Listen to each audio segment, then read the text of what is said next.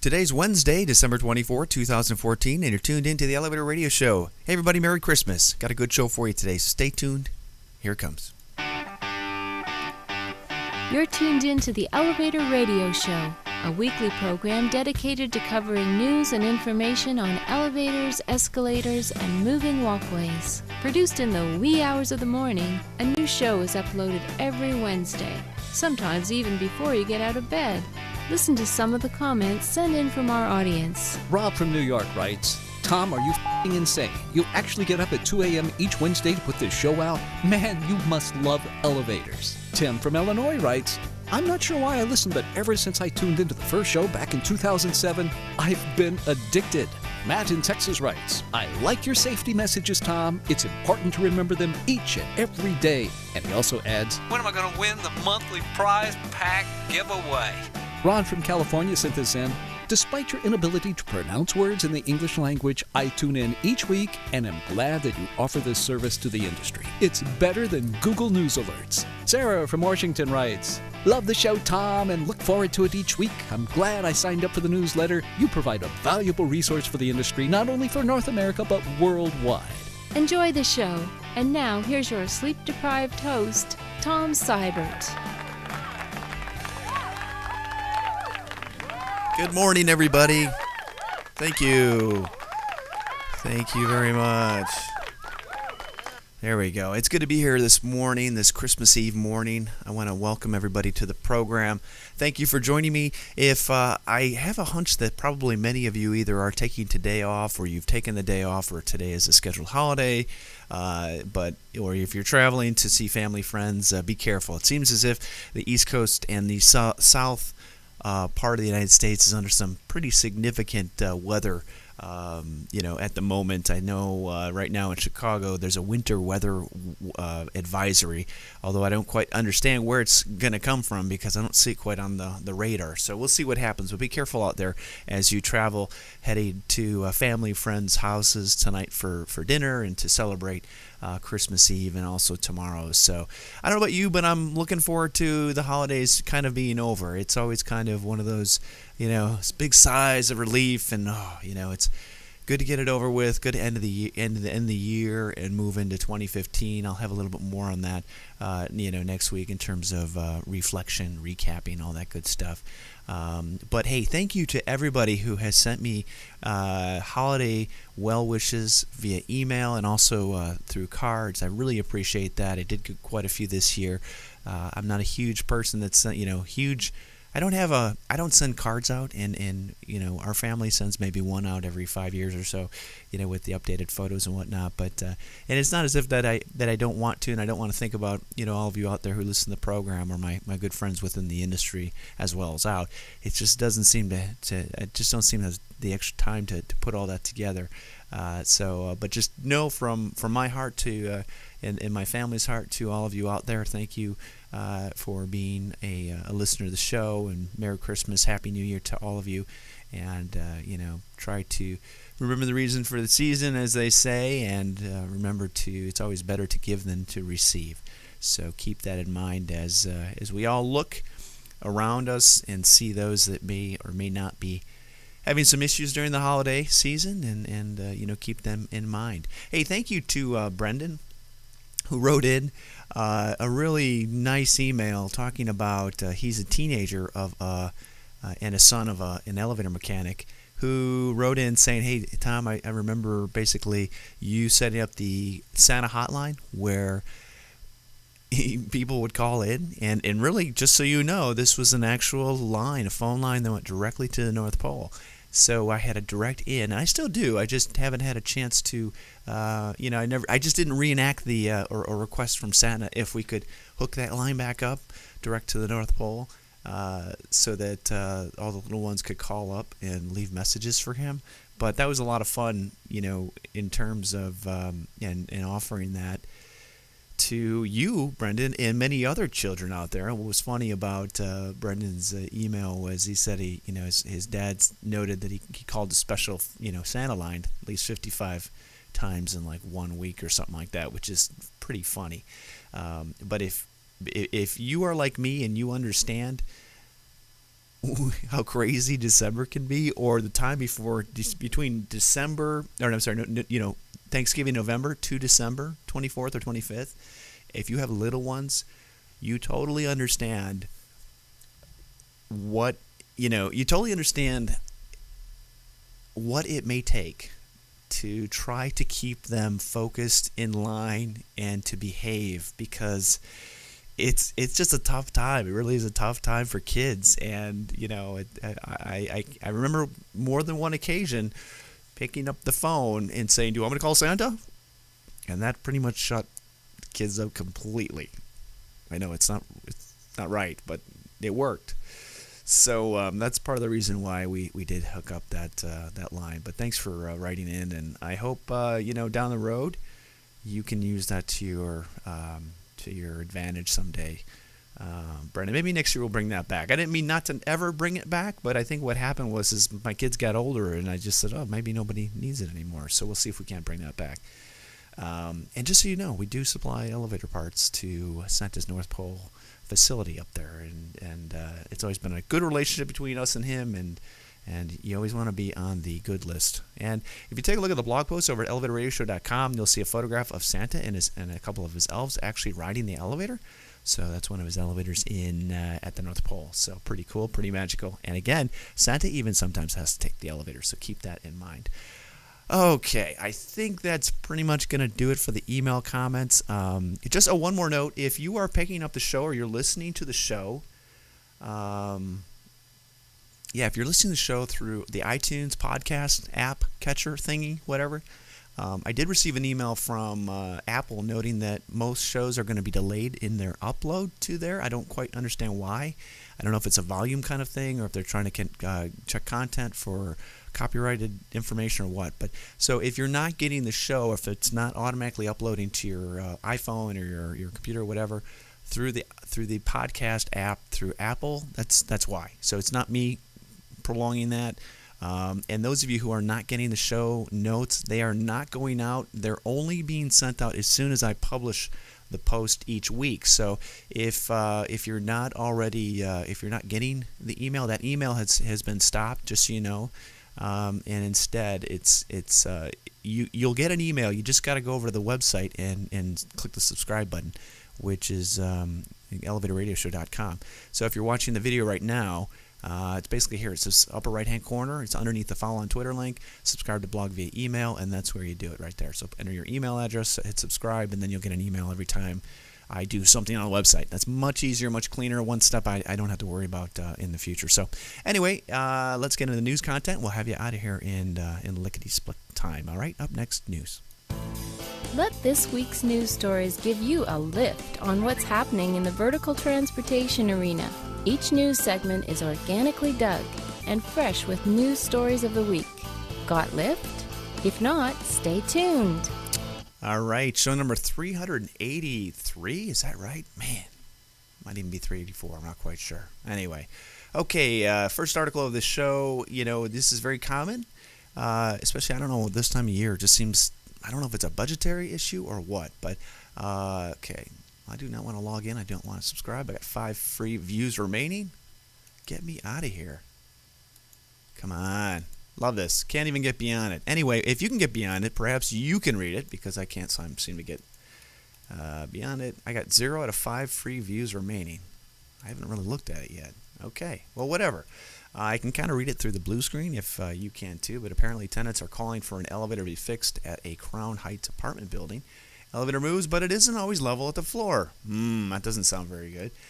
You might want to get that fixed, because lawsuits will ensue if you don't. So anyway, you can read that. Link is in the show notes. But just remember, what we do, all of us, each and every day within our industry, is vitally important to those that live in buildings that are, taller than 2 floors, and some basically are required to, need the elevator more than any of us do. So just, keep that in mind, and be sensitive to that when somebody looks at us crazy and says, hey, it's going to take 6 weeks to get a part or whatever, and they're like, what? Anyway, so, okay, next news article, Reuters is an article, Triton sells German elevator parts maker Whittier to Bain. Let's see here. I don't know where Bain is at, but anyway, it was a pretty big, significant deal. The deal was valued at close to 600 million euros or $750 million. Two people familiar with the transaction said the company's declined to release financial details, of course. Anyway, and I forgot what Whittier does, but I know they do something. So, interesting. Yeah, if anybody would like to shed some light on that, love to hear from you. Okay, next news article, Steve Worth, chosen as 2015 EESF campaign chairman. So, Steve, thank you for stepping up to the plate on that. Greatly appreciate that. And for anybody who would like to learn a little bit more about Steve, go ahead and check him out over on this post. He's got a great bio there, and can't think of anybody more worthy of heading that campaign. And, Steve, thanks for doing that for the second year in a row. Greatly appreciate it.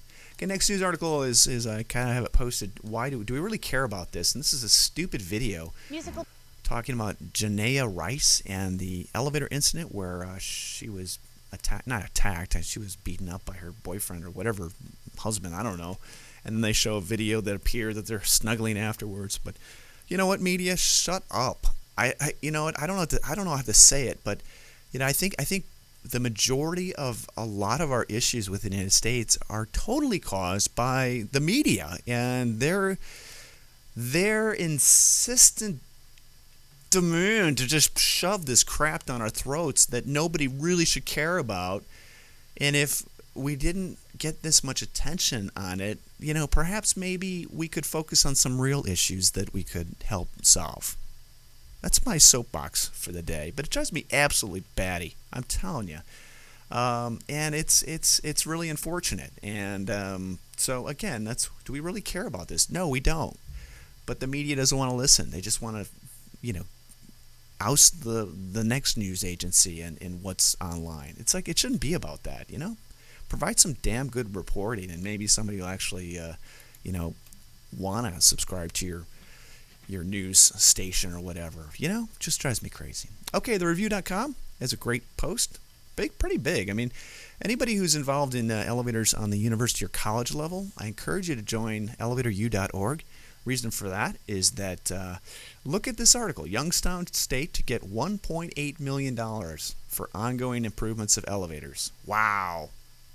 So this is State Controlling Board released nearly $1.8 million Monday for continuing efforts to improve elevators at Youngstown State University.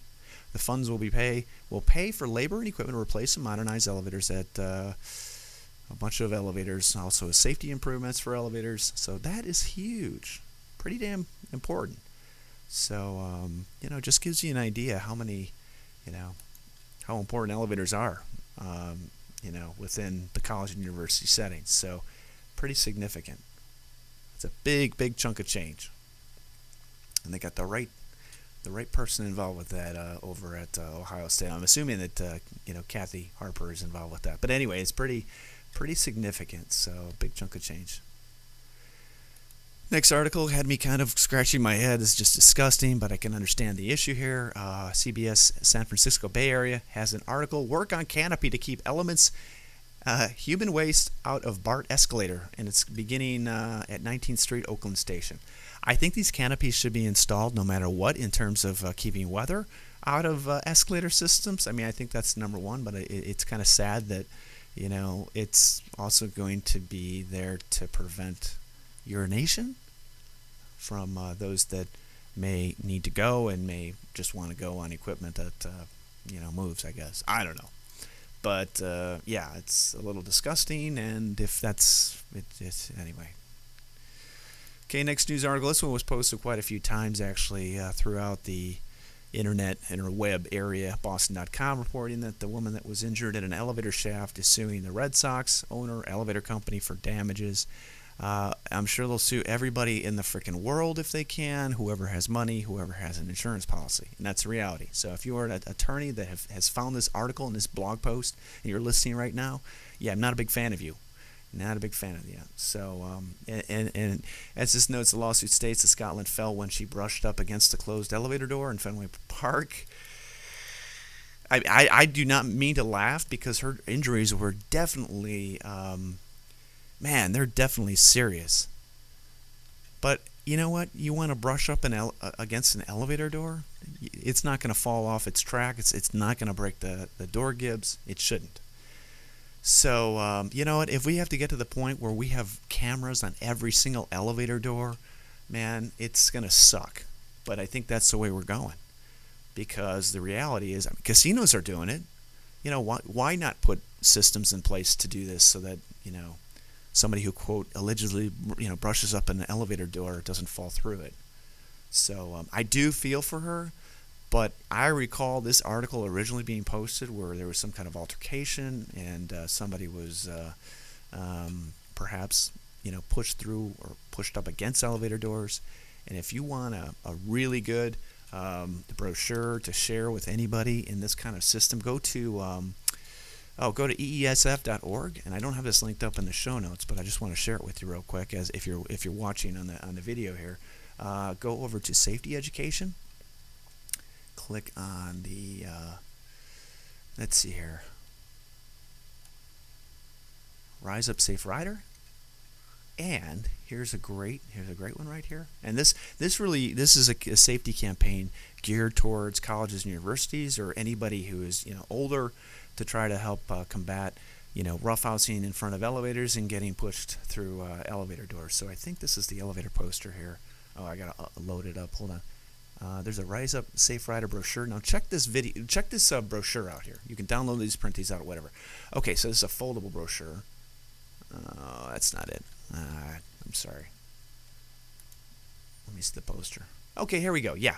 Okay, so Rise Up Safe Rider, and thanks to C Electronics for helping, you know, basically complete this brochure when it was first developed. We greatly appreciate that. But look at number 4. Okay, it talks in a hot situation, avoid the scares during a fire. Use the stairs, and then if it's always, you know, always wait if there's too much weight. These are great sayings. Love your limbs, don't shove them in. And then number 4, if horseplay results in bumping the doors, you could fatally fall to the ground floor. How much more, you know, specific can you get? So in terms of making sure people don't roughhouse. But yeah, so any attorney that's listening to this show representing this woman who I feel for, here's a brochure perhaps that you might want to, you know, bring into light, you know, during litigation. Or maybe somebody else might. Not maybe you probably don't want this to come into litigation, but maybe you know, maybe somebody who's defending the other entities can, because this bothers me. It really does. And not to say there's something wrong with the equipment. I don't know all the particulars, but this is the wonderful world that we live in. Okay, next news article. Salem elevator gets modernized by TKE. Andrew Ream's got a cool video over there. Check that out. Kind of interesting. It looks as if the original elevator was a traction car. It was taken out of service and replaced by a Hydro, which you don't see that every day. It's, I think, a 12,000-pound capacity freight car. I wonder if it's a roped hydraulic. I just don't know. But yeah, it's kind of an interesting change in what was. You know, what was there before? I don't know. I mean, probably many of you know or seen this happen, you know, or have been involved with seeing this happen. I mean, in terms of that being switched out, but maybe that was the best way of going. Anyway, okay, the Elevator Preservation blog has a cool post in which they share the refurbishment of an old United Elevator casting plate, which is really slick. It's got a little background piece on that, but check this photograph out. It looks as if the original United Elevator had a doorbell type button in it that was not original, and then it was outfitted with a new brass button. Not that it matches or could match, unfortunately, but it does show the versatility in what can be done when you're restoring a project, which is kind of cool. So with a solid state device, it's kind of mixing the new, you know, the old with the new. Very cool. Okay, I just clicked way too many buttons here. Ever do that? Like, oh no, I've clicked too many buttons. I can't go back. Anyway, pretty cool. All right, next news article. Yeah, actually, this article probably should be posted next week during the end of the year show. Deep Escalator thoughts. The holiday season is time of reflection for many of us, even regardless of faith. That's why we like to share this Desert News article with you. I'll let everybody click on that, when you get a chance. But it's an article talking about the speech that Elder Whitney Clayton at Brigham Young University gave, at the school's commencement on December 13th, in which he reminded attendees that there is no escalator to accomplishment in life. Fortunately, though, there needs to be plenty. There are needs for plenty of escalators in the physical world, helping our industry have a successful year round. Thank you, Brad. Merry Christmas to you, and keep up the good work. So the link for that article is actually in the note there. In the blog post. Okay, next news article. GNR Custom Cabs has got a press release. They've just launched as of 12/11. Epic Solution press release, and this is basically new cab interior product designed to simplify installation and reduce installation time for elevator field personnel. So check that out. Link is in the show notes. And just by the way, John, great website. Nice to see it refreshed and up and online. And keep those new products coming. And if you don't know GNR elevator cabs and whatnot, they do some awesome work. I mean, very cool stuff. We've been involved with quite a few projects with them. And the last news article, for those of you who have little ones at home still and you have not found this app yet, here's the Santa Tracker that has been designed by Google, of all people. Oh, look at this. If you click on it, it shows your location. It shows how far he is from us, how many gifts he's delivered, and it's pretty cool. So right now he's in Anadir? Where is that? Oh, it looks pretty there. I'm telling you, I would like to work at Google and do stuff like this. This is cool. Got the Weather Channel there, all sorts of good stuff. And I don't know where he's going next, but pretty cool. There's a watch thing here. So, again, I'm sure you've already figured this out if you've got little kids at home. So, anyway, that should pretty much do it for the show, everybody. Once again, Merry Christmas to all of you out there. Enjoy your time off if you're taking it, and hopefully you are. We'll be back next Wednesday, which will be New Year's Eve again, which is kind of nice. Get to spend my New Year's Eve with all of you out there, and that's about it. So remember, be safe out there. Don't go crazy. Take a deep breath if it's getting the best of you, and remember that family comes first, and try to help those that are less fortunate any way you can. That's about it. We're human beings, and there's a lot of people that need help, whether it's physical, emotional, whatever. So just remember that, and that's the reason for the season. So, all right, everybody, have a great Christmas, and we'll talk to you next Wednesday. Bye-bye.